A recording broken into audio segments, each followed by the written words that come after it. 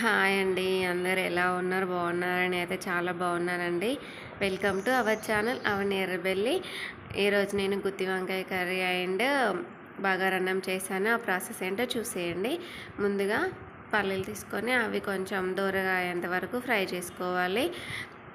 సిమ్లో ఫ్రై చేసుకుంటే మంచిగా ఫ్రై అయితే అవి అయిపోయిన తర్వాత ఒక టీ స్పూన్ ధనియాలు అవి కూడా దూరగా ఫ్రై చేసుకోవాలి. ఈ మసాలా కర్రీ ఫస్ట్ టైం చేశానండి, కానీ చాలా బాగా వచ్చింది టేస్ట్. ఆ ఫ్రై అయిన తర్వాత ఒక టీ స్పూన్ జీలకర్ర వేసాను. అది కూడా కొంచెం దూరగా ఫ్రై చేసుకోవాలి. హైలో పెట్టుకుంటే మాడిపోతే అప్పుడు టేస్ట్ బాగోదు, అందుకే సిమ్లో పెట్టుకుని ఫ్రై చేసుకోవాలి. నెక్స్ట్ చిన్న దాచిన చెక్క ముక్క, అలాగే 3 యాలకులు, అలాగే 3 లవంగాలు వేసుకొని ఇవి కూడా ఫ్రై అయ్యేంత వరకు ఫ్రై చేసుకోవాలి. నెక్స్ట్ ఒక టీ స్పూన్ నువ్వులు కూడా వేసుకొని ఫ్రై చేసుకోవాలి. ఇవి తొందరగానే ఫ్రై అవుతాయి కదండి, అందుకే లాస్ట్కి వేసుకోవాలి. నెక్స్ట్ జీడిపప్పు ఒక 7-8 వరకు తీసుకున్నాను, అవి కూడా వేసుకొని ఫ్రై చేసుకున్న తర్వాత కొబ్బరి పొడి, ఇది ఎండు కొబ్బరి పొడి లేకపోతే కొబ్బరి అయినా చిన్న చిన్న ముక్కలు కట్ చేసుకొని వేసుకోవచ్చు. చూడండి అన్నీ ఇలా ఫ్రై అయినాయి కదా, ఇవి తీసుకొని పక్కన పెట్టుకోవాలి. వేయించి పెట్టుకున్నవన్నీ చల్లారిన తర్వాత మిక్సీ జార్ తీసుకొని అందులో అవన్నీ వేసుకొని ఒక 3 స్పూన్స్ కారం వేసాను. అది ఫస్ట్ వేసాను, వీడియో షూట్ కాలేదు. నెక్స్ట్ 3 స్పూన్స్ సాల్ట్, అలాగే ఒక పెద్ద సైజు ఆనియన్ ముక్కలు చిన్న చిన్న కట్ చేసేసాను. కొంచెం పసుపు కూడా వేసుకొని ఇట్లా కొంచెం వాటర్ వేసుకొని మెత్తగా మిక్సీ పట్టుకోవాలి. మనం కర్రీ వండుకునే వంకాయలతోనే కర్రీ చేశాను. వంకాయలు నీట్గా వాష్ చేసుకొని ఇట్లా 4 పార్ట్లుగా కట్ చేసుకొని మనం మిక్సీ పట్టుకున్న పేస్ట్ అంతా వంకాయలలో ఫిల్ చేసుకోవాలి, మొత్తం అన్నిటికీ ఫిల్ చేసుకోవాలి. నెక్స్ట్ స్టవ్ మీద ఒక గిన్నె పెట్టుకొని అందులో 4 టేబుల్ స్పూన్స్ ఆయిల్ వేసాను. కొంచెం గ్రేవీ కదండి, ఆయిల్ ఎక్కువ ఉంటే మంచిగా ఉంటుంది అనేసి ఎక్కువనే వేసిన అన్నమాట, బాగుండే టేస్ట్.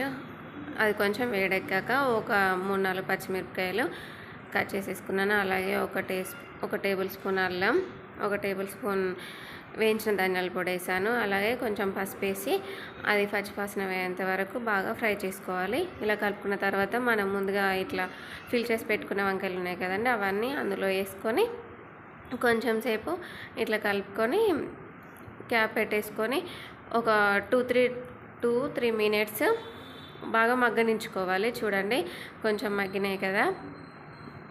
ఇప్పుడు ఇందులో మనం రిమైనింగ్ పేస్ట్ ఉంటుంది కదండి, అది కూడా వేసుకొని బాగా కలుపుకోవాలి. మరి బాగా కలిపితే వంకాయలు మొత్తం సున్న అయిపోతే కొంచెం చిన్న కలుపుకొని క్యాప్ పెట్టేసుకోవాలి. ఇది కూడా కొంచెం ఇట్లా పేస్ట్ అంతా ఫ్రై అయ్యి ఆయిల్ సపరేట్ అవుతుంది కదండి, అంతవరకు ఫ్రై చేసుకోవాలి.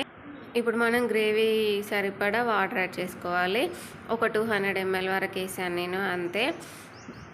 మరి బాగా వాటర్ అయితే ఉడకడానికి టైం పడుతుంది, ప్లస్ వంకాయలు కదండి తొందరగా సాఫ్ట్ అయిపోతాయి కదా, అందుకని కొన్ని వాటర్ వేసుకోవాలి. నెక్స్ట్ అది కొంచెం మగ్గిన తర్వాత కొత్తిమీర వేసి ఒక 10 మినిట్స్ అట్లా ఉడకనిచ్చుకుంటే అంతే అండి కర్రీ.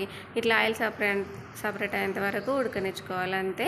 నెక్స్ట్ బగారన్నం రెసిపీ, కొంచెం ఆయిల్ వేసుకొని అందులో దాల్చిన చెక్క, లవంగాలు, మిరియాలు, యాలకులు అవన్నీ వేసుకొని ఫ్రై చేసుకొని కొంచెం బిర్యానీ ఆకు, అలాగే 7-8 జీడిపప్పు పలుకులు, కట్ చేసి పెట్టుకున్న పచ్చిమిరపకాయలు, ఉల్లిగడ్డ ముక్కలు వేసుకొని ఫ్రై చేసుకున్నాను.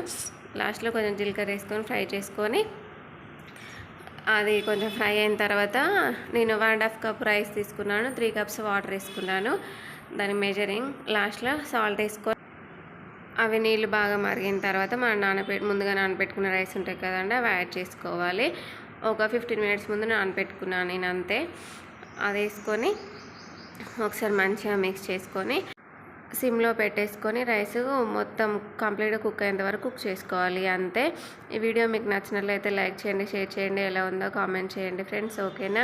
Thank you friends, bye bye, take care.